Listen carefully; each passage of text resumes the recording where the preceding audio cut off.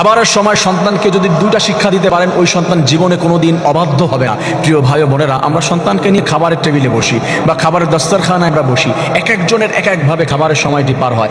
এই সময় সন্তানকে যদি শিক্ষা দিতে পারি, অবাধ্য হবে না। আমরা কি করি, অনেক সময় সামনে রয়েছে মনিটর, আমরা ওইখানে নাটক দেখছি, সিনেমা দেখছি বা খেলা দেখছি, কেউ হচ্ছে গান শুনছি, কেউ গল্প করছি, হাসি ঠাট্টা দিয়ে আমরা সময়টি পার করে ফেলছি। কিন্তু আপনি যদি সন্তানকে দুইটা শিক্ষা দিতে পারেন, ইনশাআল্লাহ, আল্লাহর কসম করে বললে আমার হয়তো কাফারা দিতে হবে না, আপনার সন্তান জীবনে কোনোদিন অবাধ্য হবে না। ফার্স্ট, এক নাম্বার হচ্ছে সন্তানকে আমরা তখন শিক্ষা দিব যে হাত ধুয়ে সুন্দর করে খাবার খেতে বসো।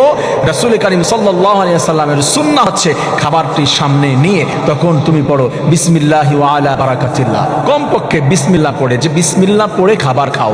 বিসমিল্লাহ পড়ে যদি কেউ রাসূলের সুন্নাহ অনুযায়ী খাবার শুরু করে, আল্লাহ রাব্বুল আলামিন জানিয়ে দিয়েছে, আমি আল্লাহ রাব্বুল আলামিন ওই খাবারের ভিতরে বরকত দান করে দেই। আজ মেডিকেল সায়েন্স বলেছে, রাসূল বলেছে, সমস্ত রোগের উৎপত্তি স্থল হচ্ছে পাকস্থলী, খাবার থেকে। আপনি যা খাবেন তাই আপনার শরীরের মধ্যে যাবে। কেউ যদি সুন্নাহ অনুযায়ী বিসমিল্লাহ পড়ে খাবার খাওয়া শুরু করে, ওই খাবারের ভিতরে আল্লাহ রাব্বুল আলামিন বরকত ঢেলে দেয়। সুবহানাল্লাহ। বরকত বলতে শুধু বৃদ্ধি নয়, বরকত বলতে হচ্ছে ওই খাবারের মধ্যে রোগ ব্যাধি যা কিছু রয়েছে আল্লাহ রাব্বুল আলামিন সবকিছুর থেকে মুক্তি করে ওই বান্দাকে সুস্থতা দান করে দেয়। সুবহানাল্লাহ।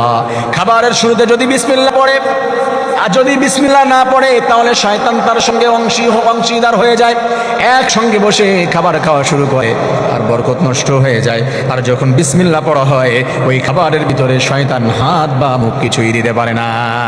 আমার প্রিয় ভাই বোনেরা, সেকেন্ড, সন্তানকে আপনি যে শিক্ষাটি দিবেন, সন্তানকে বলবেন যে বাবা একটু লিমিটেশন বজায় রেখে রাসূলের সুন্নাহ তরিকায় খাবার খাও, রাসূলের সুন্নাহ অনুযায়ী খাবার খাও। একটু বয়ান করবেন ছোট্ট করে, এই রিজিক আল্লাহ তাআলার পক্ষ থেকে এসেছে, এটা অনেক মূল্যবান, এই রিজিকের সাথে কখনো বেয়াদবি করতে হবে না, এটা আল্লাহ দিয়েছেন, আল্লাহ আবার নিয়ে যাবে, এটাকে সম্মান জানাতে হবে। এভাবে সন্তানকে বুঝিয়ে যে খাবার, রাসূল করিম সাল্লাল্লাহু আলাইহি ওয়াসাল্লাম খাবার, যে আমার যতটুকু ক্যাপাসিটি আছে আমার খাওয়ার, পেটটাকে তিনটি ভাগ করতে হবে, এতটুকু আমার পেটের স্পেস রয়েছে, এক ভাগ থাকবে খালি, এক ভাগ থাকবে পানি, এক ভাগ থাকবে খাবার, 1/3 খাবার খেতে হবে আপনার, 3 ভাগের 1 ভাগ।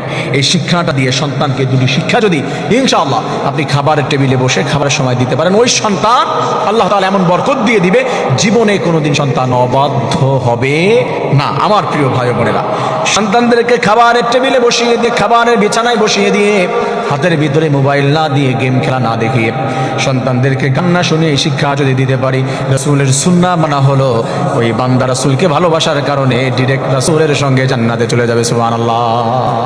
আল্লাহ তাআলা আমাদের সুন্নাহগুলো মানার তৌফিক দান করুন, সন্তানকে বাধ্য করে রাখার তৌফিক দান করুন। আমিন।